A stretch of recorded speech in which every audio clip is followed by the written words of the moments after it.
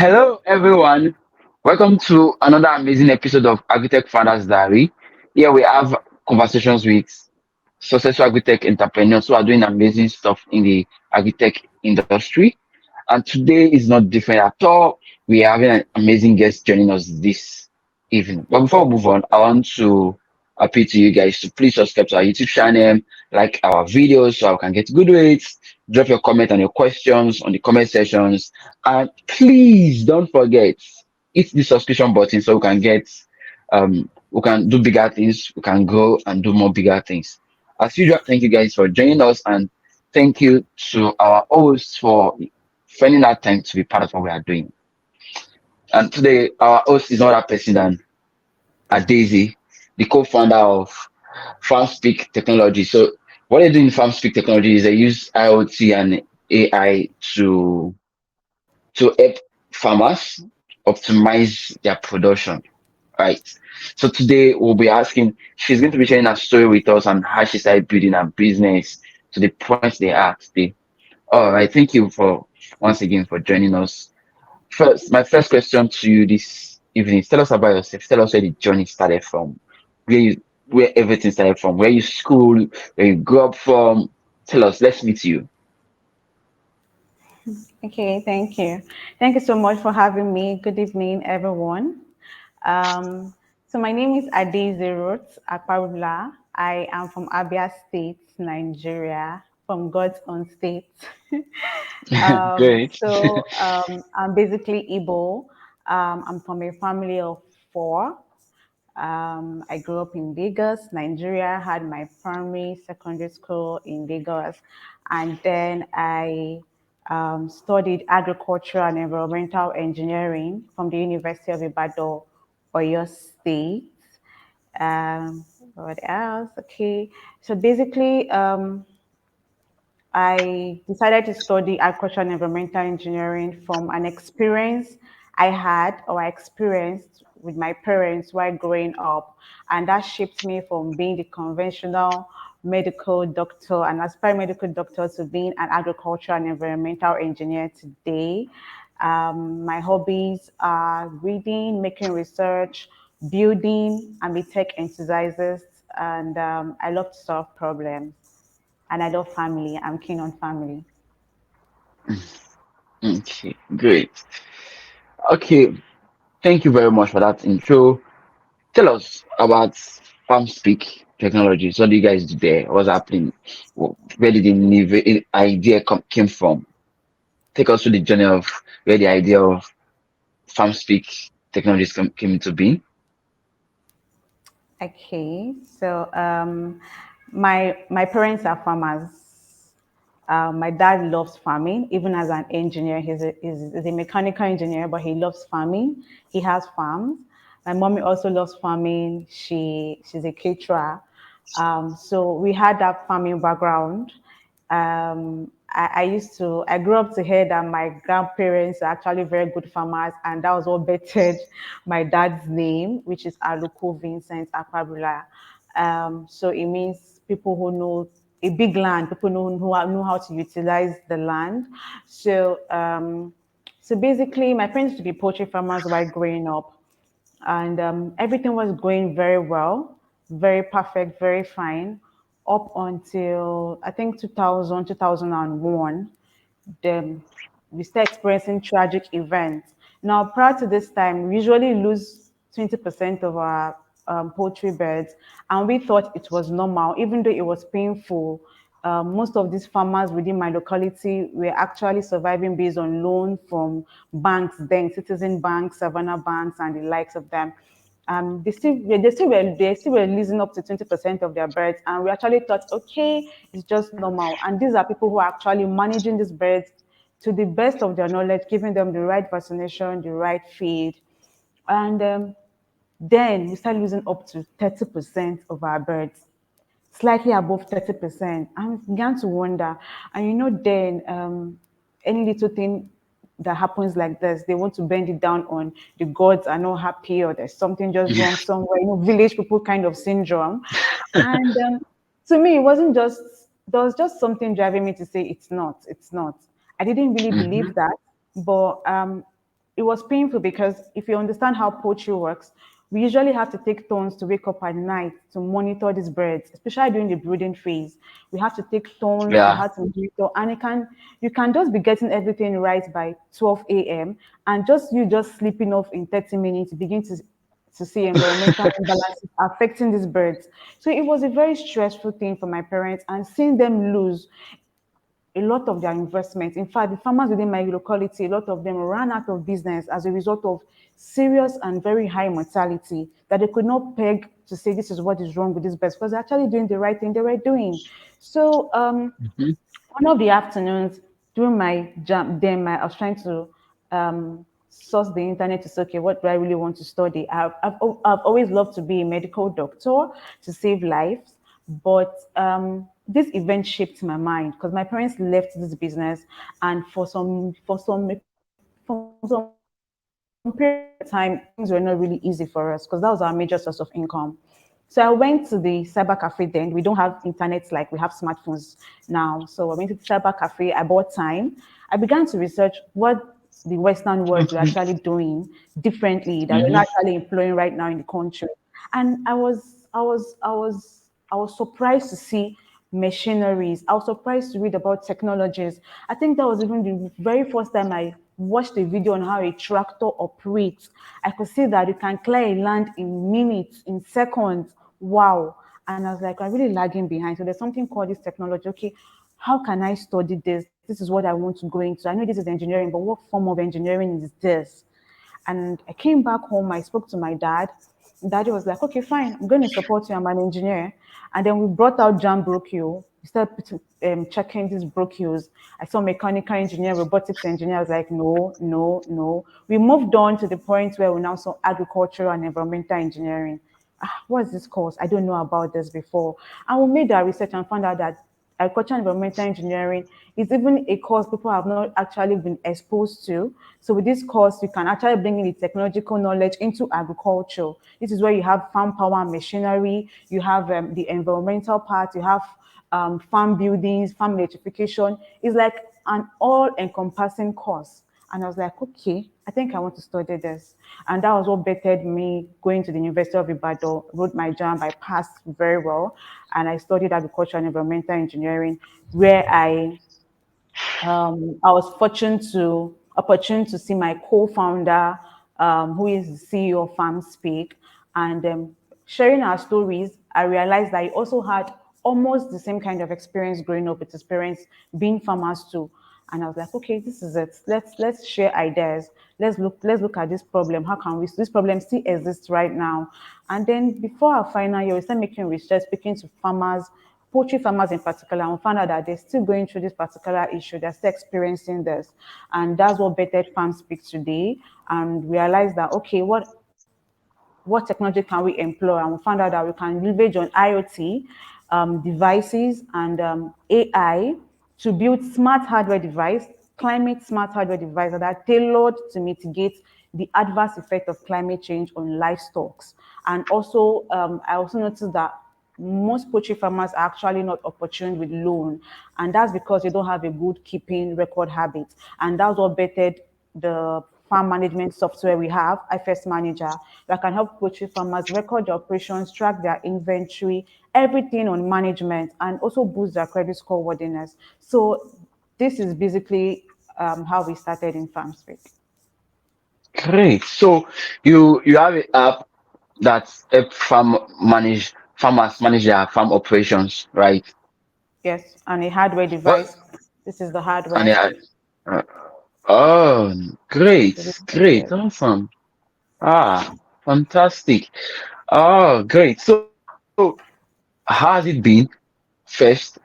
How has it been? What's been like the entire journey since you journey into this whole process of building this business? What have been your biggest challenges so far? Okay, first, we need to understand that we are basically a hardware company. Yes, we offer software solutions, but hardware is our thing. And Okay. a country like Nigeria, who is yet to be in the space of, you know, hardware manufacturing, is quite difficult here.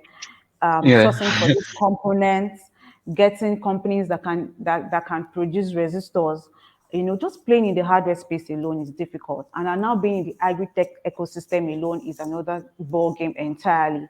It hasn't been easy, really. It hasn't been easy, but God has been really faithful. There is no God, there's no Farmspeak without God. That's just the truth.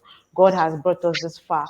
Our biggest challenge as a hardware manufacturing company is the fact that I think we still lack that infrastructure. Now, if you understand how Internet of Things work, you need connectivity. For this device Yeah. to function Yes. properly, um, Yes.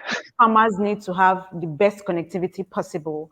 And it's still a challenge, even right at this moment, this century, this Mm. year, still a challenge. But, for every challenge, there's an opportunity for us to keep iterating and innovating along the value chain. And for this connectivity issue, what we've been able to do is leverage on partnerships, partner with companies who are actually offering global connectivity solution to integrate into hardware devices like PenCare. So aside infrastructure, I would say the digital literacy is still lacking. So a lot of our farmers are yet to hear the word about technology. They are yet to understand that technology is the catalyst and an enabler to their conventional operations. They are yet to accept the fact that technology is not coming to want to spy on them. Like if you remember when our smartphones came up, a lot of people say, "Oh, the white men want to spy on you." You know those funny myths around technology Ah, and adopting yeah. technology can be very Yeah. funny. But the thing is, we still have a lot of like minds like that even today. And Hmm. what we're able to do at FarmSpeak is to sensitize these farmers. In fact, we have a sensitization program every month where we train them on the best management practices and Hmm. adopting technology. We currently even have one coming up this Friday, and we are bringing Great. in the founder of Chicken Hub to come and speak on how they can, adopt these emerging technologies into their conventional way of doing things. And then finally, I would say another challenge is access to funding. Now, not just from our point of view as a company, Yes. one Yeah. thing to support us is not easy to. We have the component purchase, we have to import, we have importation fees, we have clearance fees. That is aside, yes, that is lacking. But even these farmers, they need support from the government. They need support from private organizations, from NGOs too. There should be a body that de-risk a lot of operations for these farmers. So a company that would say, "Oh, okay, if you want to get credit or get maybe funding support, you have to use this particular solution." And then the good news is we partner with these guys. We've paid off 40% for you guys. You just source for the 60% and you can pay in installments. Like a collaborative kind of system and a circle where they have support for them to be able to adopt this technology. Technology is not cheap. That's just the basic truth. Whoever tells you technology is cheap, I'm meant to tell you that's not true. It's not cheap. You have to pay the price. It's an investment. And you wouldn't say because land acquisition is high, you don't want to be a landlord. That's you limiting yourself to the good things of life. So that is how technology is for farming. You have to be able to look into the future and say, I'm investing into this technology. It's going to pay me in the long run. So these are basically what I would say are challenges: the infrastructure, access to funding for both the farmers and even the agri-tech companies, and then also the digital literacy. Mm. Okay. Fantastic. Uh, I want to ask, have you been able to source, where do you source your equipment? So this your device, you compose it in Nigeria, right? So the only thing we do is we try as much as possible to source for the electronical components we don't have here in the country. Mm-hmm. Like these are like the boards. So we import things like this. We come in Okay. and begin to place all the necessary components that need to be placed here. We run the Mm-hmm. codes. We do everything building, assembling, running of code from scratch to finish here at Ogun State, Nigeria, at the Ogun State Tech Hub. This is where our production space is. So everything is in here. We buy these Ah, components as chips and then we bring them in and then begin to work on it. Great, great. So now your technology, how do we use it? And what's the basic usefulness? In one sentence, can you just tell us how do we use it and what do we use it for as a farmer? So as we are talking to a layman who doesn't, you know, who's not educated, how do we use a device? Okay, I would have to explain now. So let me Okay, start with this. This is called pen cape. Now, pen okay. cape was built to mitigate the high poultry mortality rate experienced by these farmers due to Mm-hmm. heat and cold stress. Heat and cold Yeah. stress is one of the major killer for poultry birds, and that's as a result of climate change. Now, the conventional thermometer they currently use now, because they're currently using a solution before we brought this, which is a thermometer, or most of them use their human body temperature to know that this place is cold, which is wrong because our human body temperature and that of these birds are entirely different. Now, if you now even go step further to buy a thermometer, you have to be constantly present in your poultry house to be able to read this thermometer reading. And how you program to want to read or stand up to check these things in 30 minutes or intervals when you are not a robot. And COVID-19 also showed that a lot of farmers lost a lot of their flocks because they could not access their farms remotely. So this is a remote sensing device. Aside being an IoT device, it's a remote sensing device. Now it's a plug and play device. It has sensors. It has 5 sensors. It has the temperature, relative humidity, air quality sensor, water level, and water temperature sensor. Now it's all Mm. encompassed compared to the thermometer you have. Now with these sensors, they plug and play. I'm just going to bring out some. These sensors Go plug ahead. in, they plug and play. Once you just plug into this different spaces it has here, and then you turn it on, you begin just plug it on your farm or hang it somewhere. Now these sensors are smart sensors in the sense that it picks the exact environmental reading of your pen houses, not the generic reading. So it tells you when your temperature is too hot, when it's too cold. It tells you when your air quality is good, when it's bad, your water level, your water temperature, and your relative humidity. Now, not just letting you know, notifying you.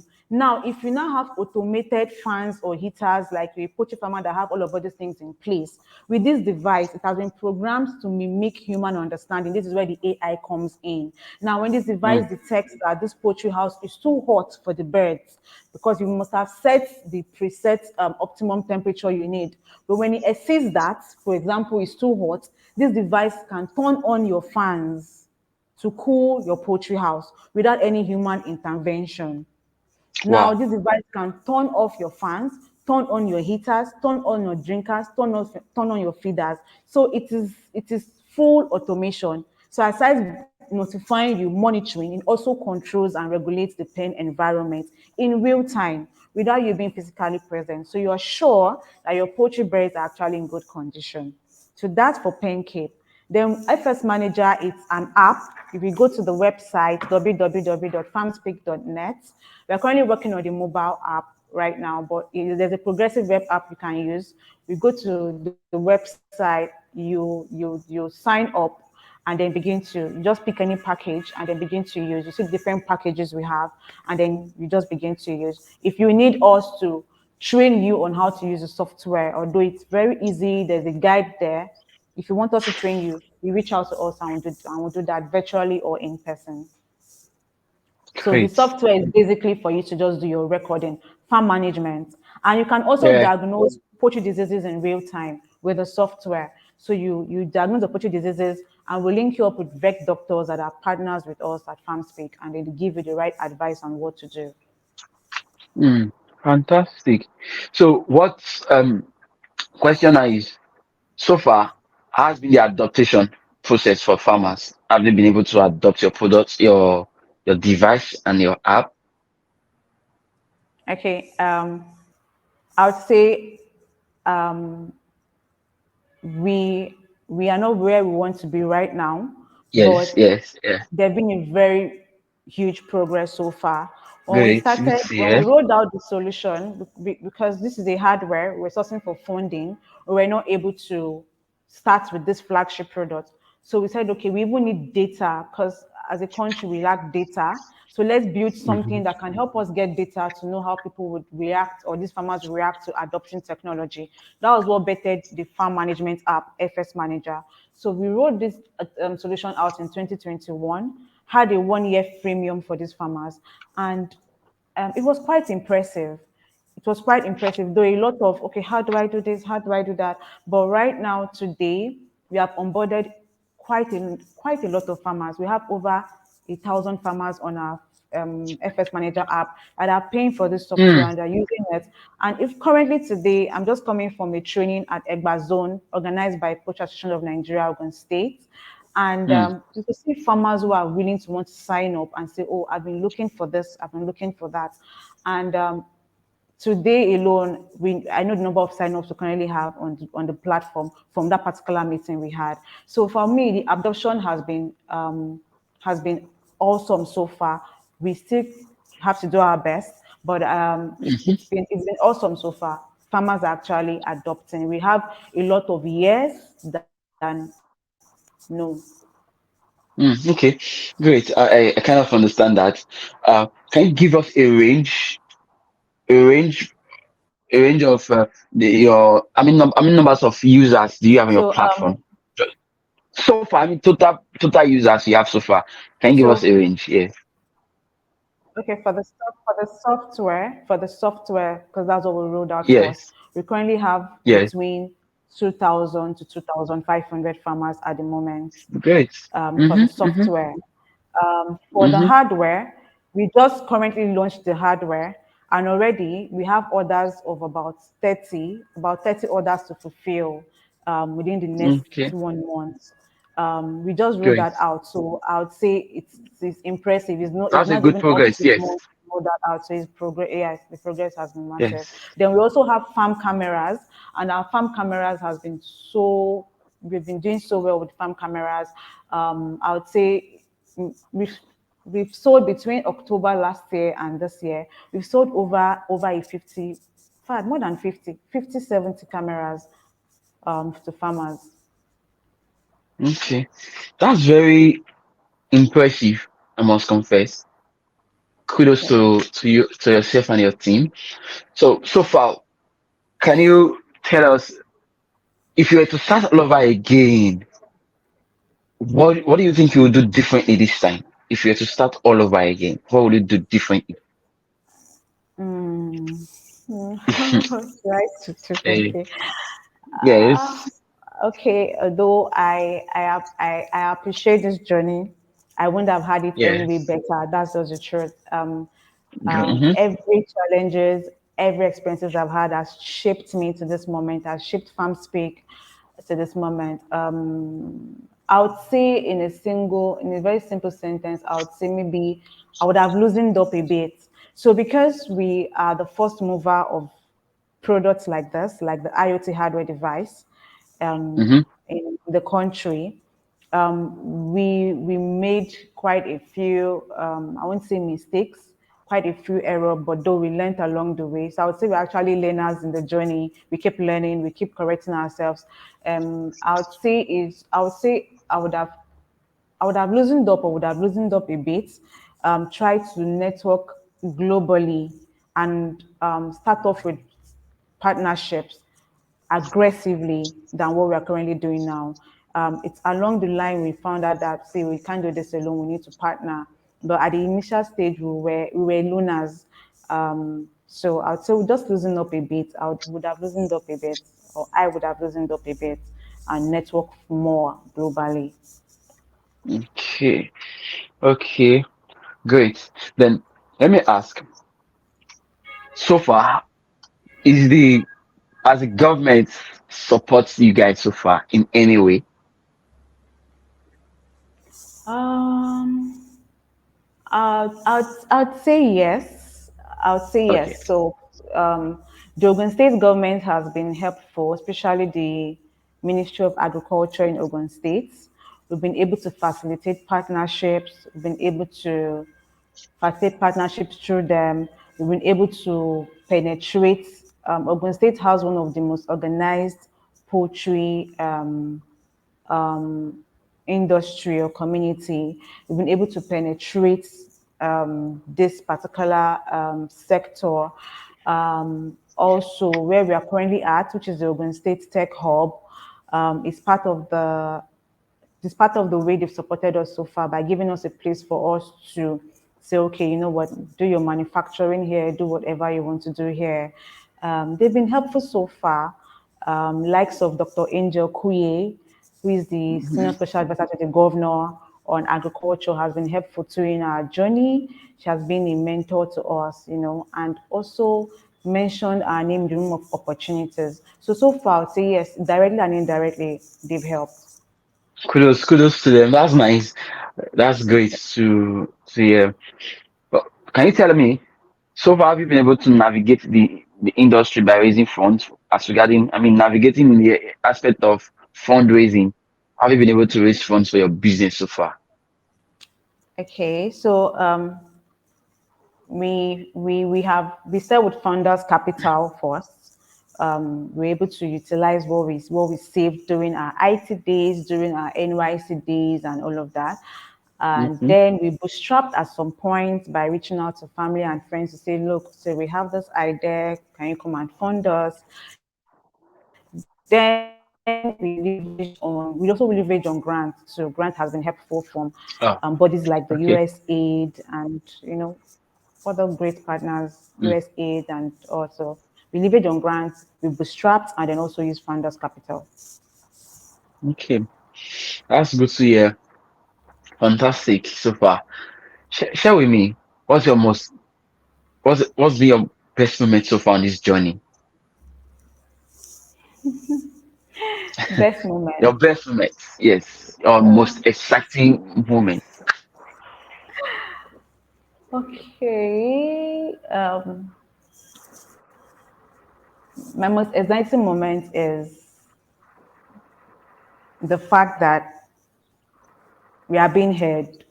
The fact that we started out as young innovators who didn't know what the journey was going to look like. And today, this is just one of it.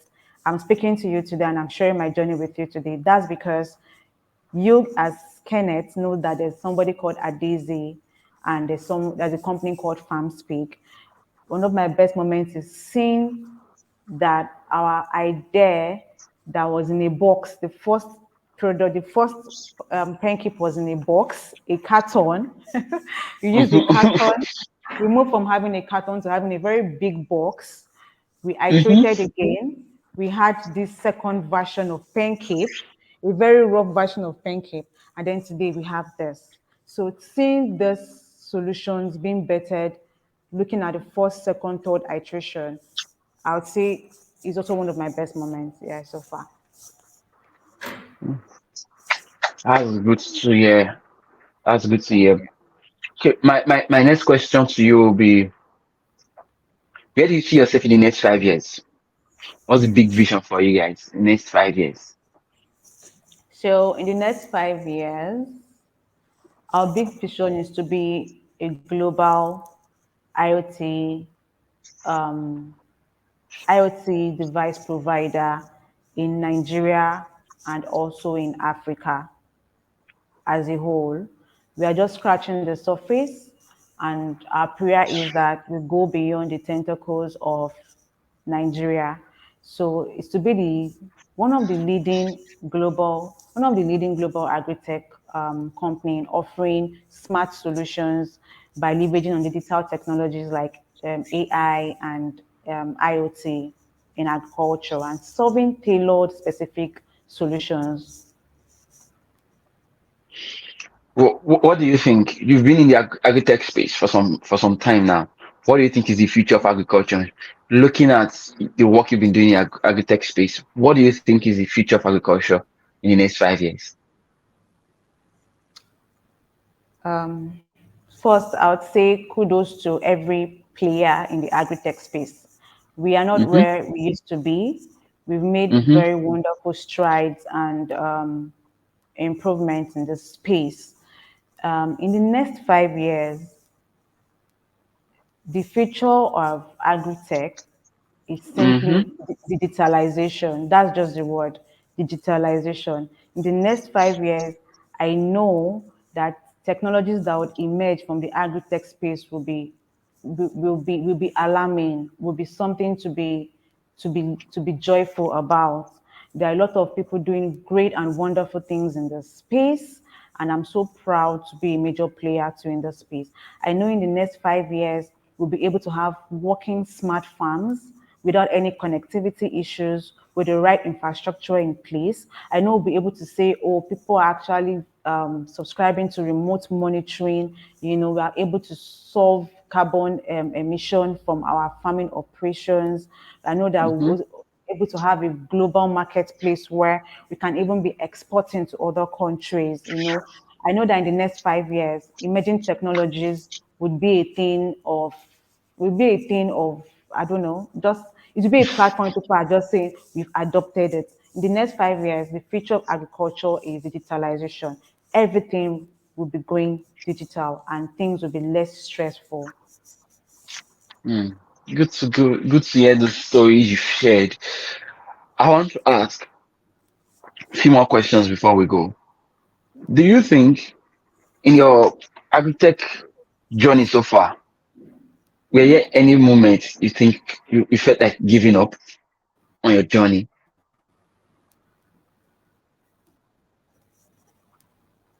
I think I lost it there. Network. It was Okay, I reconnecting. said, Can you come again? okay. Are there any moments on your journey so far you felt like giving up on this? You felt like giving up? Have there been any moment you felt like giving up? Yes. Yeah, truthfully, I'm not gonna lie. Yeah. Um, I've had that thought. I've had that thought Mhm. quite a number of times, but that was at the earlier stage or the early time when we started, and that's because I would say at that point, I don't know how to say this. So I don't sound so spiritual. At that point, we were No, go at the ahead. at Yes. that point we were at the wilderness stage. So for me, Mm-hmm. I always tell people that the stage is meant for those who have mastered their craft. The stage is Mm-hmm. not meant for you to begin to I love that. practice. So at the wilderness stage, that is where you build your capacity as a business person, as an entrepreneur, as anything you want to be. There's a point in your life where you keep working, it seems like things are not working. Tries as much as you're putting in the energy. That's the phase I call the wilderness phase. That phase is for you to learn. So before I came to realize this, I was always thinking that, you know what, this journey is hard, this journey is hard, this journey is hard. But that was just a phase for me to build my capacity. That was a phase for me to look at those who have run or those who have walked so I can run and those who are running so that I can fly. Those are the stages where I had to build my network. That's where I had to leverage on mentorship, internship. I kept down my head and I learned. I built my resilience as an entrepreneur and I was able to adapt. So those days I'll say it occurred. I wouldn't say I'm so strong enough. Yes, I've thought about that. But today I don't think there's anything that can shake me in the agri-tech space. Nothing can.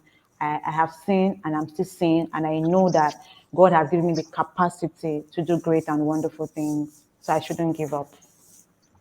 Mm, great. I'm happy you didn't give up because that's why you are here today sharing your story with us. And I'm excited to have you in the space. But do you also think that in the agritech space, do you think, especially from the Africa perspective, do you think there's any bias? Have there been any bias because you're a lady? Like, she's a lady.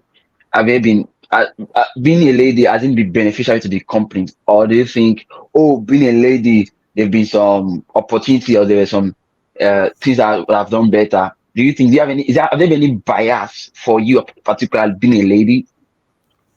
Have people judged you? Um, for me, I Yeah, don't think I don't think I don't want to say I don't believe in gender equality. biasness. Okay, okay. I've not experienced it, and I would say that's as a because of positioning, the way Mm-hmm. you position yourself career wise. you know, if you're not allowed to sit at the table, why not create a table for yourself and invite people to sit? And for you to Mm-hmm. be able to Mm-hmm. do that, Great. you should be able to build yourself, have the capacity, be open to constant learning, continue to innovate. I don't think I've experienced gender biasness in any way. I would say my presence in Farmspeak has been a blessing much more than any challenges that based on gender. It has been a blessing. It has opened doors and keep opening doors. So for me, I don't think I've experienced any gender bias. That truthfully I have not, because um, by God's grace, I know what I know what I know. I know what I am doing. So you would definitely not want to reject me, except you don't see the vision. So yes. Mm, okay. Okay. That's a good one too. That's a good one. But I want to ask, lastly, what's your advice for other aspiring agritech entrepreneur coming to this space? What's your advice for them? So my advice is first, um, have the passion. Don't come to the agri-tech space because you feel that Yeah. there's money in tech, and then you want to come into the space. You get frustrated along the line. You get a lot Okay. of no's at the first stage. So before you get yes, open up to a lot of learning. As an innovator, you need to learn. As an AI or IoT enthusiast or expert, open up to a lot of learning. There are a lot of platforms where you can learn, where you can follow successful people in the space, how you can get motivated. And then also, I'm keen on networking and mentorship. God has placed men to help us. So leverage on partnership, leverage on mentorship, leverage on networking, be able to build networks so that you can go faster and you'll be able to mitigate whatever mistake you should have if you try to work alone. So yeah, basically that's my advice. Okay. And that's a powerful one. Thank you for your time. Thank you for joining us this evening. I'm so excited to have you on board. Thank you for sharing your story with us. I'm really, really grateful to have you this evening. Thank you very much. Since on You're this note, welcome. guys, we call it a night or a day. Have a lovely evening, guys. Thank you.